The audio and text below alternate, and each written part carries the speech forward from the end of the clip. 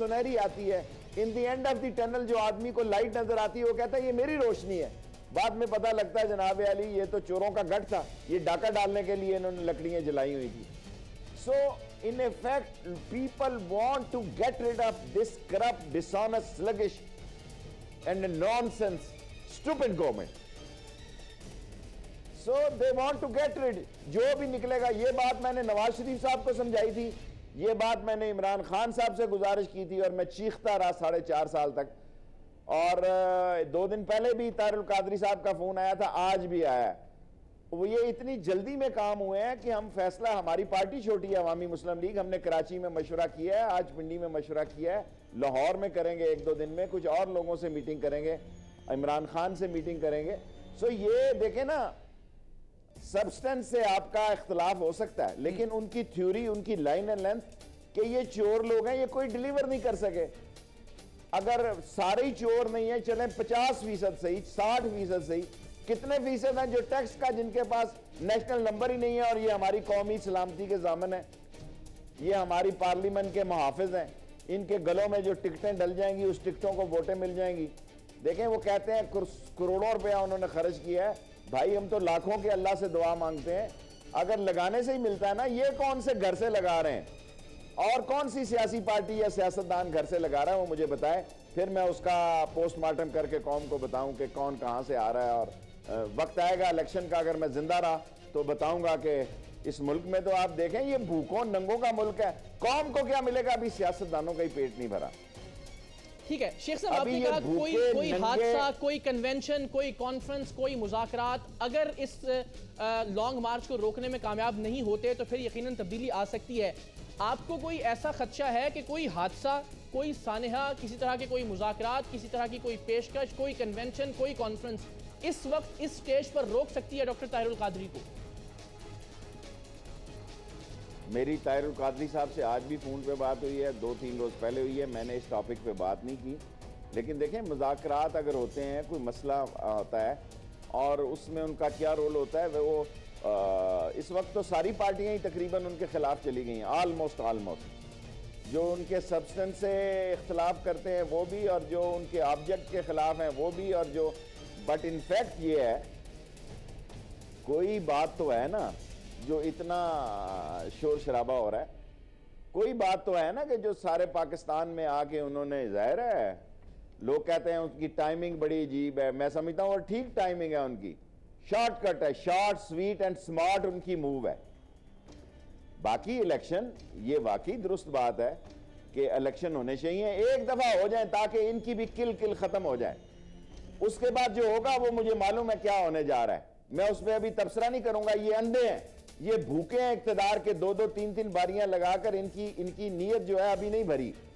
ये अभी भी देख रहे हैं शायद बारन से फंडिंग आएगी और ये इलेक्शन कैंपेन कर लेंगे और पैसे कुछ थोड़े गरीब कैंडिडेटों को दे के कंपनी की मशहूरी कर लेंगे। अपने घर से क्या दे रहा है? कोड़ी पाई नहीं दे रहा कोई आदमी, मुट्ठी भर चावल नहीं दे रहा, मुट्ठी भर आटा नहीं दे रहा ये सियासतदान किसी को, अभी तक चीनी का 5 किलो का पैकेट नहीं दे रहा, अभी चूजे का एक बच्चा नहीं दे रहा, चूजे का अंडा नहीं दे रहा, सब सरकार के खाते से कर ओ देखो जी शहनशाह हमने लुटा दिए हैं खजाने, इनके बाप का माल है, हमारा माल है, हम पे लगा रहे हैं, कोई एहसान नहीं कर रहे, कोई एहसान नहीं कर रहे। और जो लोग हैमलेट पे बिक रहे हैं, जो लोग लैपटॉप पे बिक रहे हैं, जो लोग मोबाइल फोन पे बिक रहे हैं, बिल आखिर इनके पास इतना माल है ये मोटरसाइकिल भी देंगे लोगों को। लेकिन जो आदमी अपना वोट बेचता है वो उससे भी बदकिरदार है जो तवाइफ अपना जिस्म, वो क्रिस्टाइन किलर से भी, वो उस तवाइफ से भी बदतर है जो अपना जिस्म बेचती है। क्योंकि इस मुल्क की जिंदगी और मौत का आखिरी, सियासी जिंदगी और मौत का आखिरी इलेक्शन है ये इलेक्शन।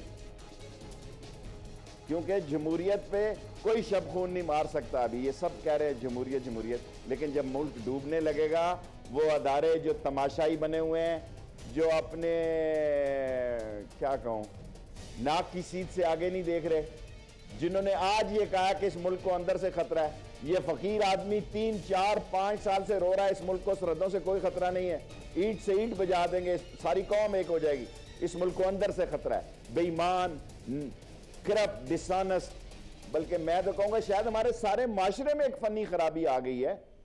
और अभी देखें सब जो आदमी बाहर निकलता है उसके खिलाफ कोई बात, इलेक्शन होने चाहिए, मैं इस बात का हामी हूं। और अगर मैं तारुल कादरी साहब से अगर मैं मिलने गया तो ये बात उनसे कहूंगा कि एक दफा इस इलेक्शन को होने दें, आपको कट्टी कट्टा निकल आएगा, ऐसा कट्टी कट्टा निकलेगा, ऐसे नताए जाएंगे कि ये अंगुश्ते बदंदा रह जाएंगे कि ये किधर क्या थे और बॉल किधर कराई थी, शॉट किधर लगी है और कैच जाके किधर रावलपिंडी में हो गया है। बिल्कुल ठीक है शेख साहब, आपने कहा पाकिस्तान की सियासी और जमहूरी तारीख की जिंदगी या मौत का फैसला करेगा ये इलेक्शन, और इस इलेक्शन को होना होगा, इस इलेक्शन को वक्त पर मुनक्किद करवाना बहुत जरूरी है। लेकिन क्या आप ऐसा होता देख रहे हैं? और जिस तरह आपने कहा कि पाकिस्तान में वोट बेचने वाले लोग मौजूद हैं, तो क्या असल में करप्ट, बदउनवान और कसूरवार वो लोग हैं या फिर हमारे हुक्मरान जिन्हें हम सुबह दोपहर और शाम गालियां देते हैं? ब्रेक के बाद इस पर बात करेंगे। शेख रशीद अहमद हमारे साथ बराह रास्त मौजूद हैं।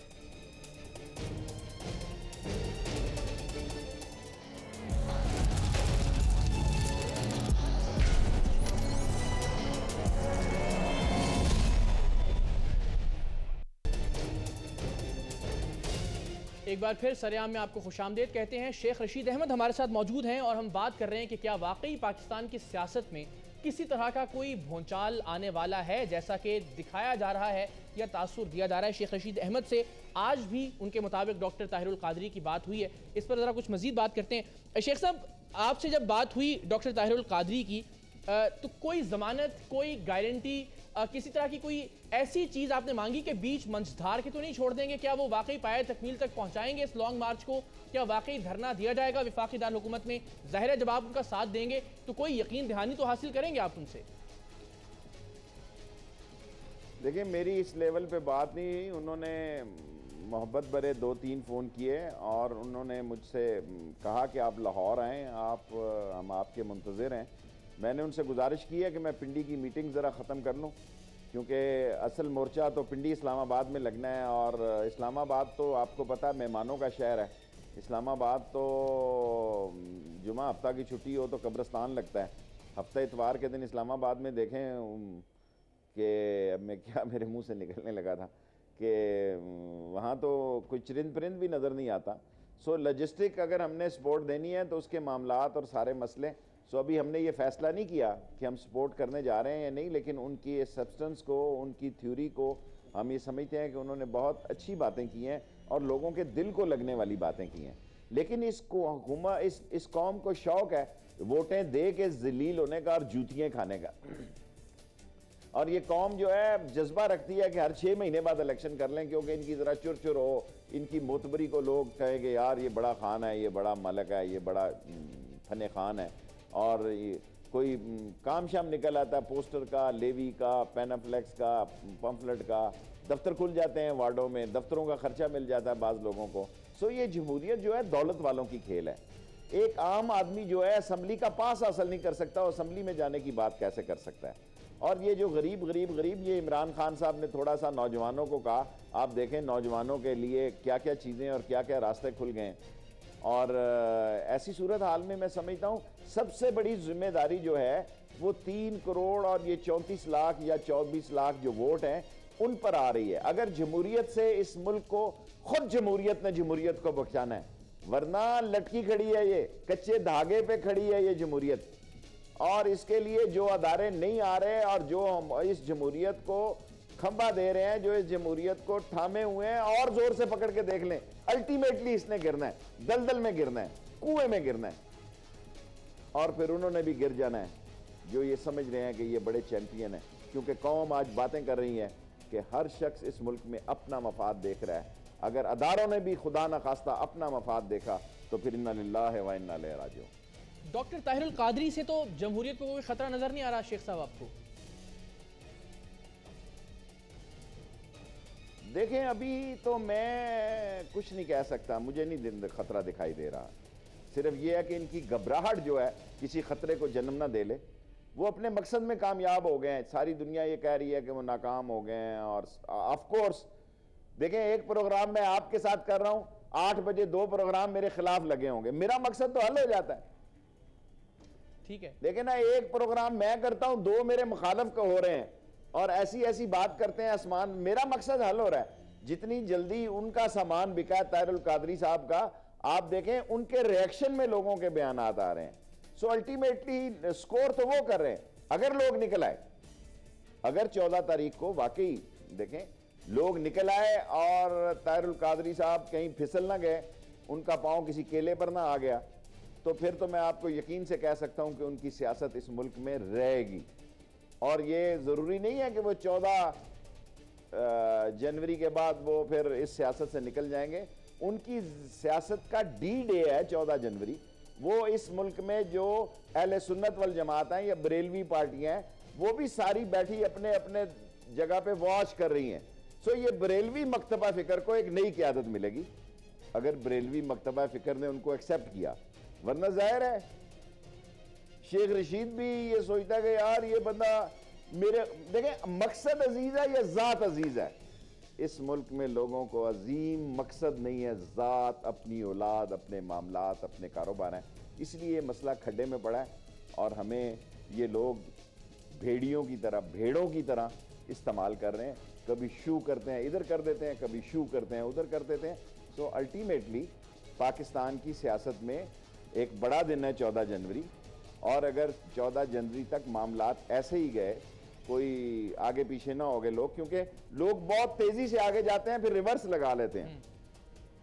ये 14 साल की दोशीज़ाएं नहीं है जो ताहिरुल कादरी साहब के गई और फिर पीछे होगी। अगर हम गए तो फैसला करके जाएंगे और जवान की जुबान होती है और यही कुरान कहता है अफू बियाहदिल्लाहि अफू बियाहदिकुम, तुम वादे पूरे किया करो, अल्लाह तुमसे किया हुआ वादा पूरा करेगा। हम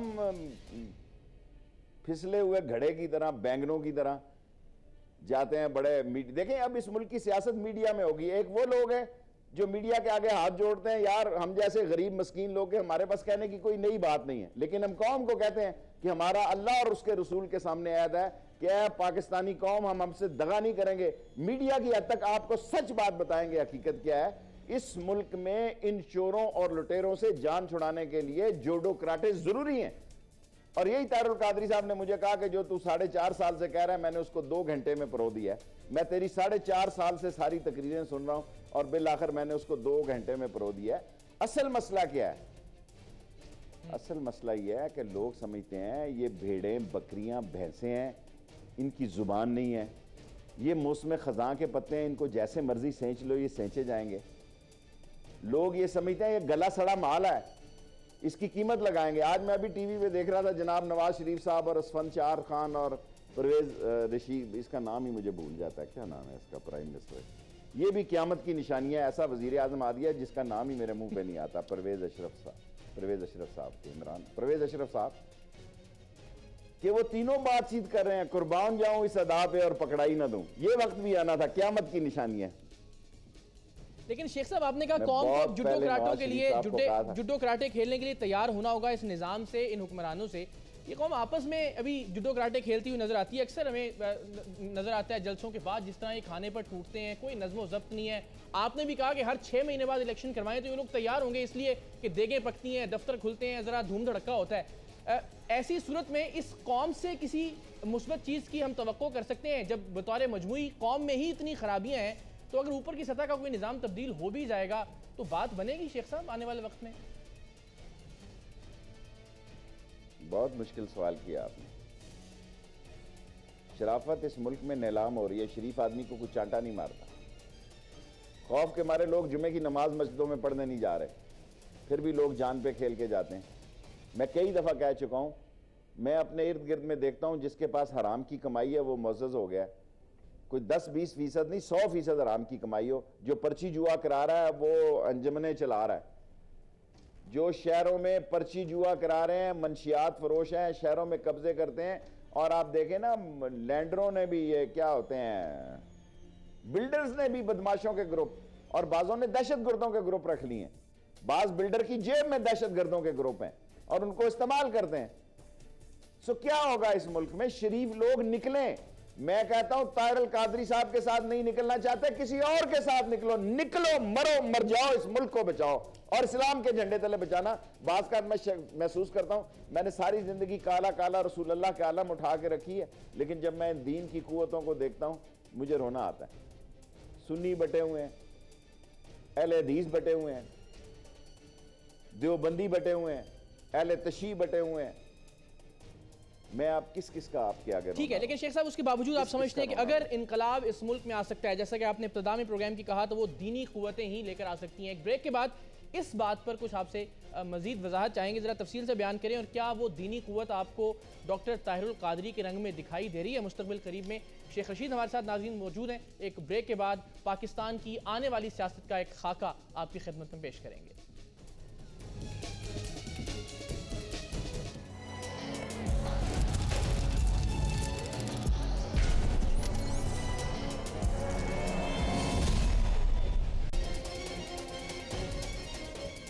वेलकम बैक नाज़रीन, शेख रशीद अहमद हमारे साथ बराह रास्त मौजूद हैं। शेख साहब, ज़ाहिर है कहने की ज़रूरत तो नहीं है, लेकिन मैं अपना फ़र्ज़ पूरा कर देता हूँ ऐसे ही कह के।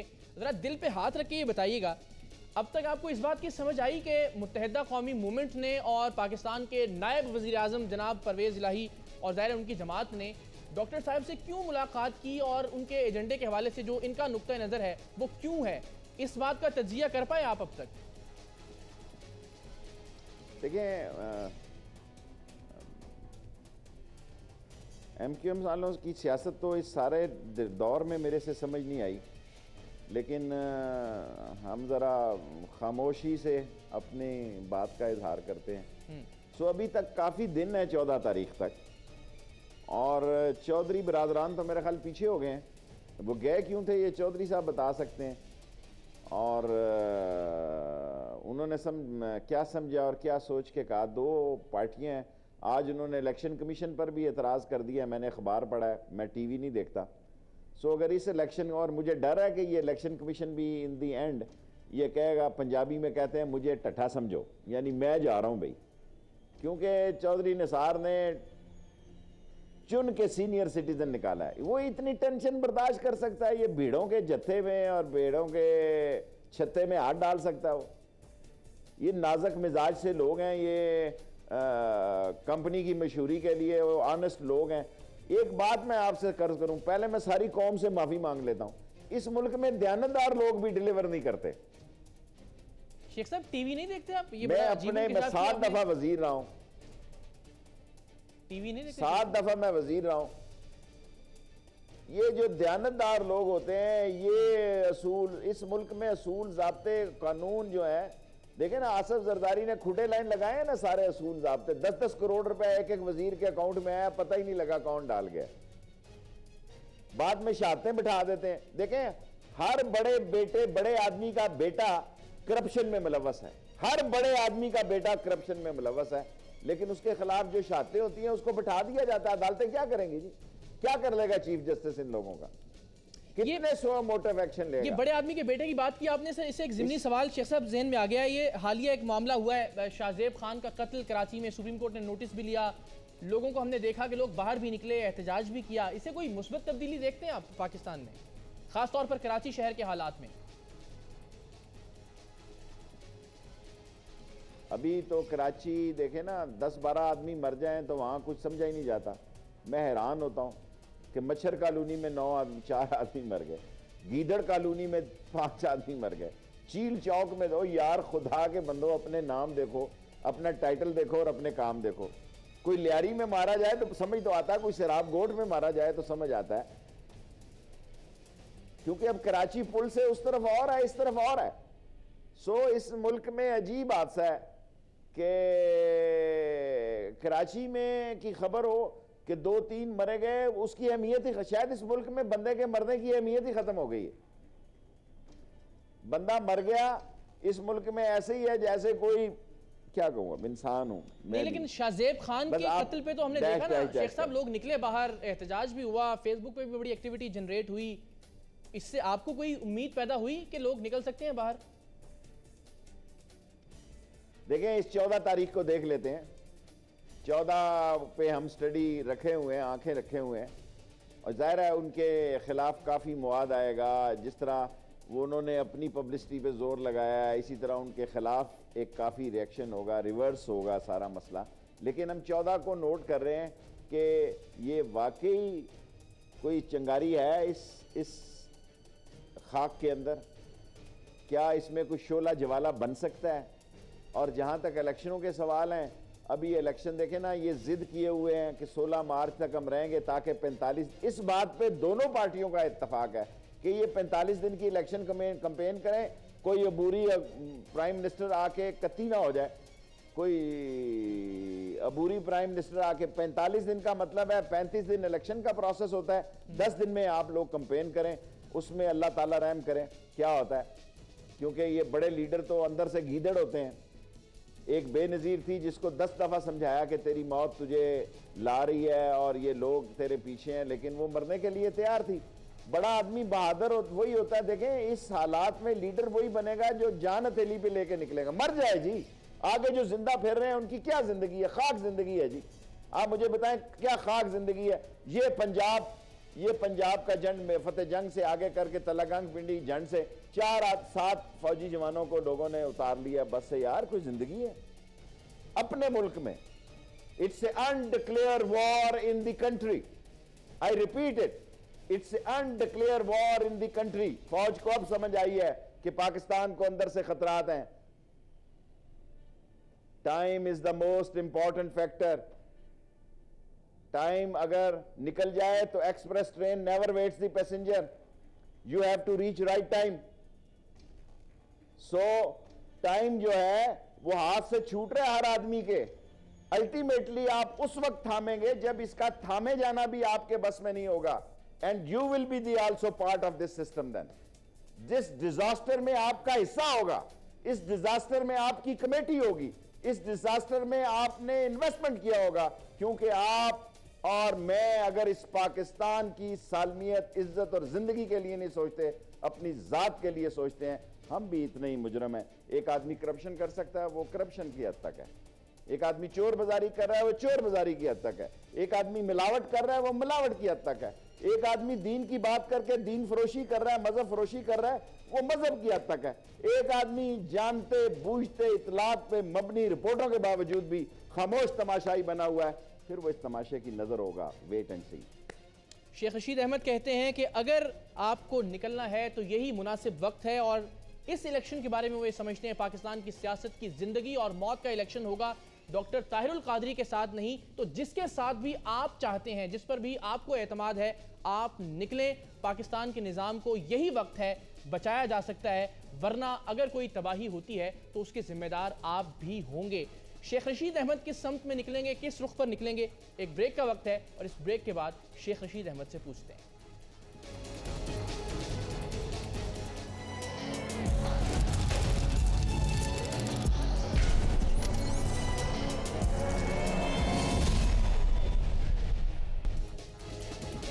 एक बार फिर प्रोग्राम में आपको खुशामदेद कहते हैं। शेख रशीद अहमद साहब से गुफ्तगू का सिलसिला जारी है। शेख साहब, अगर खुदा न खास्ता खाकम बदहन किसी केले के छिलके से पाँव फिसल जाता है 14 जनवरी से पहले, तो उनका तो कनाडा की वापसी का टिकट आपके ख्याल में पक्का हो जाएगा। पाकिस्तानी कौम उसके बाद भी कोई उम्मीद रखेगी, उसके बाद भी कोई इम्कान होगा कि लोग बाहर निकलें इस निज़ाम की तब्दीली के लिए? मेरा ईमान है कि जब कहत होता है उस वक्त क़यादत पैदा हो जाती है, और मेरा अल्लाह सुब्हान ताला पे पूरा यकीन है कि कौन दूसरा यूरोप तो 13 को मनहूस साल समझता है, मैं समझता हूँ पाकिस्तान 13 साल में अपने पाँव पे खड़ा हो जाएगा। पता नहीं, फिर लोग मुझे नजूमी कहना शुरू हो जाते हैं और ये कहते हैं जी सारी बातें ठीक नहीं होती। मेरे अंदर से जो शेख रशीद है, जिस ज़मीर का मैं ग़ुलाम हूँ, जिस ज़मीर से मुझे स्पिरिचुअल सोच पैदा होती है, वो ये कह रही है कि मायूसी कुफ्र है। मुसलमान कब्र की दीवार तक लड़ता है, अज़्म मुसलसल के साथ लड़ता है, जिद्दोजहद के साथ लड़ता है। और मेरा यकीन है कि ये 13 के साल अगर जमहूरियत से बच सका, अगर जमहूरियत की वोटों से बच सका, तो ये जमहूरियत में भी एक ऐसा सुखन पैदा हो जाएगा कि लोग इसको याद रखेंगे। अगर जमहूरियत दागदार हो गई, अगर जमहूरियत ने उसी तरह पैसों से हमें ख़रीद लिया, अगर जमहूरियत ने हमें इसी तरह हमारी बोली लगा दी, क्योंकि 30-40 सीटें ऐसी हैं इस मुल्क में जो 1 और 2 हज़ार के वोटों से आ रहे हुए हैं, शायद 60-70 सीटें ऐसी हों जो सिर्फ 5 हज़ार की वोटों से आ रहे हुए हैं। ख़ास तौर पर सूबा सरहद में 10-20 सीटें जो हैं वो बड़ी मार्जिनल डिफीट है। सो अगर ये छोटी छोटी पॉकेटों को कोई चोर इकट्ठा करके ये समझता है कि मैं अपने आप को, नहीं होगा ऐसा इंशाअल्लाह ताला, और फिर वही होगा जो अल्लाह को मंजूर होगा। और अल्लाह ताला जो है इस इस्लाम की रियासत को किसी चोरों की भेंट चढ़ते चढ़ते, इनको समझ ही नहीं आ रही इनको हया नहीं आ रही, इनको इतनी दौलत है इनके पास, अगर ये सुबह दोपहर शाम नाश्ते में कुतरे के साथ डाल के बतौर सलाद के भी इस्तेमाल करें, इनकी दौलतें नहीं खत्म होती। कितना खा लेंगे, कितना पहन लेंगे, कितना बड़ा कुछ कर लेंगे जी। अल्टीमेटली हर पार्टी को सबक लेना चाहिए और ये एक दूसरे के पोस्टमार्टम करते वक्त, एक दूसरे की किरदार कुशी करते वक्त, एक दूसरे पे बहतान और इल्जाम लगाते वक्त ये जरूर याद रखें कि आप भी इस हमाम में नंगे हैं, क्योंकि इस मुल्क में पारसा की जमात नहीं आई। शरीफ आदमी को कौन पूछता है इस मुल्क में जी? कोई शरीफ आदमी को 2 नॉमिनेशन पेपर नहीं मिलते इस मुल्क में। आखिर में बस ये फरमा दीजिएगा, जो है वो 14 जनवरी आपके ख्याल में किसके लिए सबसे बड़ा खतरा है? इस निज़ाम के लिए, पीपल्स पार्टी की मौजूदा हुकूमत के लिए, नवाज शरीफ और उनकी जमात के लिए, या फिर सुनामी के लिए? सबसे बड़ा थ्रेट अगर कोई है आपके ख्याल में 14 जनवरी को अगर कोई पैदा हो सकता है तो वो किसके लिए होगा? मैं नहीं समझता जमहूरियत के लिए कोई खतरा होगा। ये आईनी और कानूनी हक है किसी का, और मुझे पूरा यकीन है कि कोई ऐसी गड़बड़ रास्तों में नहीं होगी। और यकीनी बात है कि एक रिलीजियस वोट जो है वो एक पार्टी जो बिल्कुल ही इससे पहले क्लेम नहीं कर रही थी इस सियासत का, उसने भरपूर तरीके से इजहार किया है। तो मेरे ख्याल में फ़ायदा पीपल्स पार्टी को है और नुकसान जनाब नवाज शरीफ साहब को है, जो आज उनकी प्रेस कॉन्फ्रेंस से बिल्कुल जायज़ है। यहाँ जो उनकी कल की प्रेस कॉन्फ्रेंस है उससे बखूबी पढ़ा जा सकता है, क्योंकि इनकी तारुल कादरी की आमद के बारे में मैंने भी नहीं कभी सोचा था। जब मुझे 1-2 आदमियों ने कहा, मैंने कहा यार ऐसा कैसे मुमकिन है, और ये ड्रोन लैंडिंग जो इन्होंने की है सियासत में, सो इसके बारे में यकीनी तौर पर फ़ायदा पीपल्स पार्टी को और नुकसान नवाज शरीफ साहब को। बहुत शुक्रिया। शेख रशीद अहमद हमारे साथ मौजूद थे, अवामी मुस्लिम लीग के सरबराह रावलपिंडी से बराह रास्त, और हम बात कर रहे थे डॉक्टर ताहिरुल कादरी के लॉन्ग मार्च और धरने की धमकी की। 14 जनवरी में अब 10 ही दिन बाकी हैं, और देखना अब यह भी होगा कि क्या विफाकी दारुल हुकूमत इस्लामाबाद के जुड़वां शहर रावलपिंडी के शेख रशीद अहमद अवामी मुस्लिम लीग के सरबराह पाकिस्तान अवामी तहरीक के इस लॉन्ग मार्च और धरने की मेज़बानी करेंगे? क्या खाना पीना और रिहाइश के इंतजामात में किसी तरह का ताउन या किसी तरह की मदद शेख रशीद अहमद आने वाले वक्त में करते हुए दिखाई देंगे? और क्या वाकई 14 जनवरी का दिन पाकिस्तान की सियासत में, पाकिस्तान की तारीख में कोई नई तारीख और कोई नया पहलू रकम कर सकेगा या नहीं?